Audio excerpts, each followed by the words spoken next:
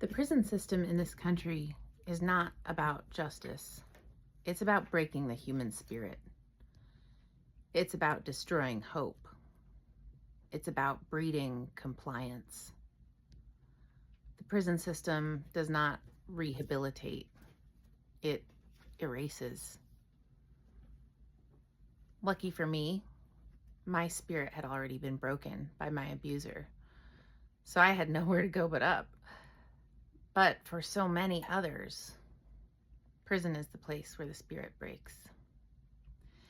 And if you're unfamiliar with what happens when a person's spirit breaks, do some Googling.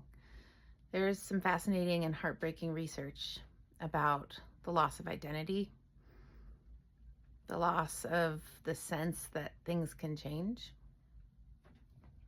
the will to change things.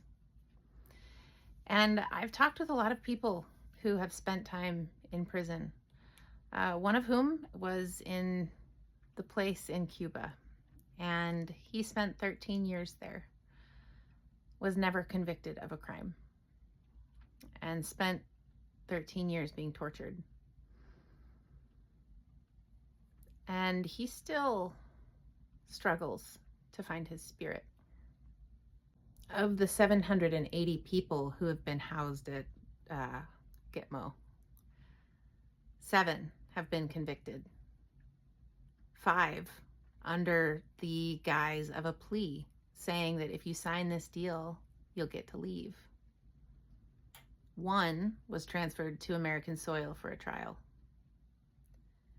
So I can count on my fingers how many people were convicted after being there for years. And this system is by design. It is on purpose. So if you're not outraged, then I don't understand how you can't be outraged. As I do more research and as I hear from people, it's pretty apparent that there are facilities that are being expanded everywhere throughout our country. And for me,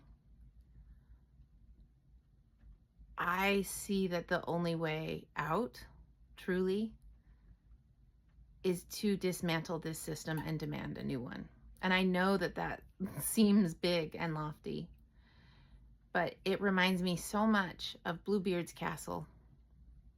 And if you've never heard of Bluebeard, that's another great thing to look into, because Bluebeard's Castle explains a lot of the systems that we're stuck in right now and having to argue and fight for the existence of people and the worthiness of people that is already established. Been there, done that. Or at least it should be been there, done that.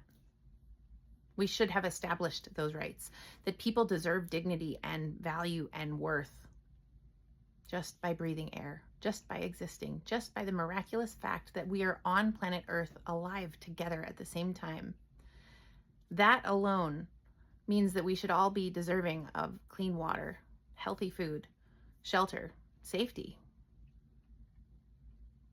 freedom from oppression. These, to me, do not seem like radical requests. And it reminds me of when I was stuck in that abusive cycle, because I would make what I thought were really reasonable requests.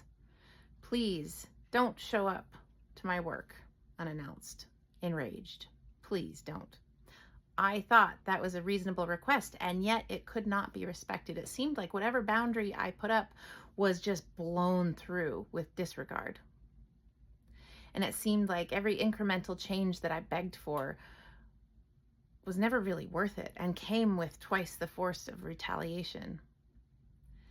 And so in my understanding of the abuse that I suffered from that led me to prison and subsequently led to my growth and my unraveling and undoing from all of that so that I could move forward and be free from all of that mess, was realizing that I had to dismantle patriarchy.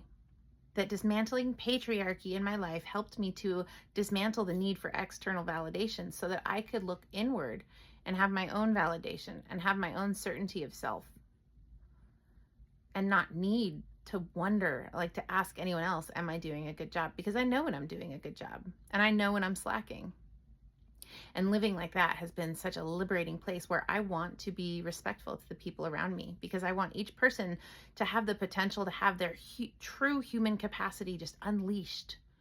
Imagine if we were all free from the slavery of jobs that don't pay enough for food that costs too much. These are not radical or extreme concepts that we deserve to be treated like the beautiful miracles that we are, every single one of us. Trans, queer, black, brown, immigrant, white, black, all of it, every single one of us. And I am to the point where I'm ready to demand a new system. Because incremental changes of demanding that people are not sent to these camps, just asking politely isn't going to cut it.